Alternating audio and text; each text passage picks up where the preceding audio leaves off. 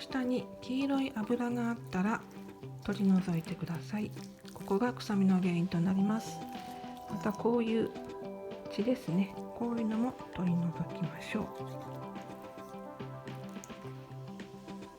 肉の反り返し防止のために皮目にちょっと包丁目を入れましょう。こちらも反り返し防止のために皮に格子状の切れ目を入れておきましょう。